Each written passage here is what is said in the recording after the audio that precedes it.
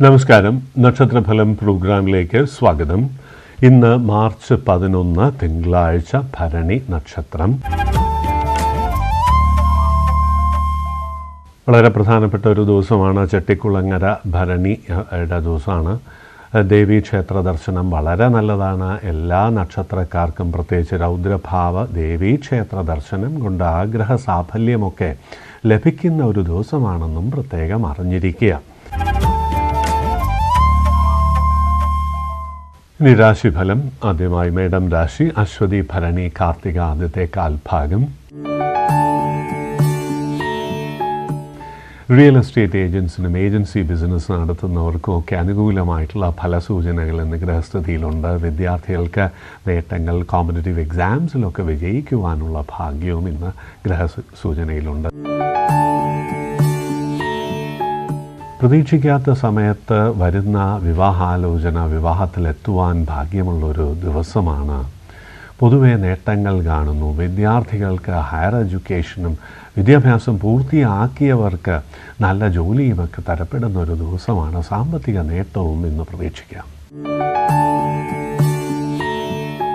വിദ്യാർത്ഥികൾക്ക് പഠനകാര്യങ്ങളിൽ താല്പര്യം അല്പം കുറയുന്ന ഒരു ദിവസമാണ്. കൂട്ടുകെട്ട് കഴിയുന്നതും കുറയ്ക്കുക എന്നുള്ളതാണ് ഏറ്റവും പ്രധാനപ്പെട്ട കാര്യം. ജോലി അന്വേഷിക്കുന്നവർക്ക് ആദ്യം ഒരു കാര്യതടസ്സം വന്നാലും ചെറിയൊരു വരുമാന മാർഗത്തിനുള്ള സൂചനകൾ ലഭിക്കും എന്ന് കാണുന്നുണ്ട്. കർക്കിടകം രാശി. പുണർദ അവസാനത്തെ കാൽഭാഗം. പൂയം, ആയില്യം. അധിക പണച്ചെലവൊക്കെ വരാനുള്ള ഒരു സാധ്യത ഏറെയാണ്. വൈകാരികമായി ചെറിയ ടെൻഷൻസൊക്കെ ഗ്രഹത്തിൽ വരുവാനുള്ള സാധ്യതയും ഇന്ന് കാണുന്നുണ്ട്. ആത്മസംയമനം വളരെ നല്ലതാണ്. എന്നാൽ സാമ്പത്തിക രംഗം വളരെ അനുകൂലമായിരിക്കും. ചിങ്ങം രാശി. മകം, പൂരം, ഉത്രമാദത്തെ കാൽഭാഗം. ദൂരയാത്രയും യാത്രയിൽ അലച്ചിലും അല്പം തടസ്സവും ക്ലേശവും വരുന്ന ഒരു ദിവസമാണ് എന്നുള്ളതുകൊണ്ട് തന്നെ രാത്രികാല സഞ്ചാരം കഴിയുന്നതും കുറയ്ക്കുക. കന്നിരാശി. ഉത്തര അവസാനത്തെ മുക്കാൽ ഭാഗം. അത്തം, ചിത്തിരാദ്യത്തെ പകുതി ഭാഗം. യാത്രയിൽ ചെറിയ തടസ്സങ്ങളൊക്കെ വരാം. പ്രായമായവർ സ്വന്തം ആരോഗ്യകാര്യങ്ങളിൽ പ്രത്യേകം ഒന്ന് ശ്രദ്ധിക്കണം. തുലാം രാശി. ചിത്തിര അവസാനത്തെ പകുതി ഭാഗം. ചോതി, വിശാഖം ആദ്യത്തെ മുക്കാൽ ഭാഗം. പഴയ കടം ബാധ്യതയൊക്കെ കുറയ്ക്കുവാനുള്ള സാഹചര്യം ഒരുങ്ങി വരുമെന്നുള്ളതാണ്. പുതിയ പാർട്ട്നേഴ്സിനെ ലഭിക്കുവാനുള്ള, പുതിയ കോൺട്രാക്ട്സ് ഒക്കെ സൈൻ ചെയ്യാനുള്ള ഭാഗ്യവുമൊക്കെ കാണുന്നുണ്ട്. വൃശ്ചികം രാശി. വിശാഖം അവസാനത്തെ കാൽഭാഗം. അനിഴം, തൃക്കേട്ട.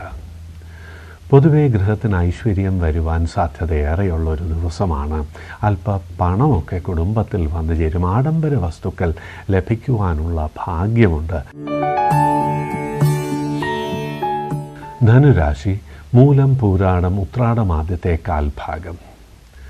കാര്യങ്ങളിൽ അല്പം ഒരു താല്പര്യക്കുറവോ ഇൻഡിഫറൻസോ ഒക്കെ വരുന്ന ഒരു ദിവസമാണ്. അതുകൊണ്ട് തന്നെ വിദ്യാർത്ഥികൾ പഠനകാര്യങ്ങളിൽ ശ്രദ്ധിക്കണം. റെസ്പോൺസിബിൾ പൊസിഷൻസിലൊക്കെ ഇരിക്കുന്നവർ ജോലിയിൽ പ്രത്യേകം ശ്രദ്ധിക്കേണ്ട ഒരു ദിവസമാണെന്ന് അറിഞ്ഞിരിക്കുക. മകരം രാശി. ഉത്രാടം അവസാനത്തെ മുക്കാൽ ഭാഗം. തിരുവോണം, അവിട്ടം ആദ്യത്തെ പകുതി ഭാഗം. പൊതുവെ മനുഷ്യന് ഒരു ടെൻഷൻ വരുവാൻ സാധ്യതയുള്ള ഒരു ദിവസമാണ്. അപ്പം അതുകൊണ്ട് തന്നെ സ്വയം നിയന്ത്രണം അത്യാവശ്യം വേണം. പഠനകാര്യങ്ങളിൽ ഒരു താല്പര്യക്കുറവ്, വിനോദത്തിന് കൂടുതൽ സമയം ചെലവാക്കുക, ഇവയൊക്കെ വിദ്യാർത്ഥികൾക്ക് വരുന്ന ഒരു ദിവസമാണ് എന്നുള്ളതുകൊണ്ട് പഠനകാര്യങ്ങളിൽ മാത്രം ശ്രദ്ധിക്കുക. കുംഭം രാശി. അവിട്ടം അവസാനത്തെ പകുതി ഭാഗം. ചതയം, പുരുരുട്ടാതി ആദ്യത്തെ മുക്കാൽ ഭാഗം. പണച്ചെലവ് വരുന്നൊരു ദിവസമാണ്. റിയൽ എസ്റ്റേറ്റ് ഏജൻസിന് കാര്യങ്ങളൊക്കെ അങ്ങോട്ട് മുന്നോട്ട് പോകുന്നതായിട്ട് തോന്നുമെങ്കിലും പിന്നീട് ഒരു കാര്യതടസ്സം വരാനുള്ള സാധ്യത ഏറെയുള്ള ദിവസമാണ്. മീനം രാശി. പുരുരുട്ടാതി അവസാനത്തെ കാൽഭാഗം. ഉത്രട്ടാതി, രേവതി. അനുകൂലമായിട്ടുള്ള ഫലസൂചനകൾ കാണുന്നു. വിവാഹകാര്യങ്ങൾക്ക് നല്ലൊരു ദിവസമാണ്. യോജിച്ച രീതിയിലുള്ള വിവാഹാലോചനകൾ വന്നു ചേരുവാനുള്ള ഭാഗ്യം കാണുന്നുണ്ട്. വിദേശത്തോ ദൂരദേശത്തോ ജോലി ലഭിക്കുവാനുള്ള യോഗവും ഇന്ന് കാണുന്നു.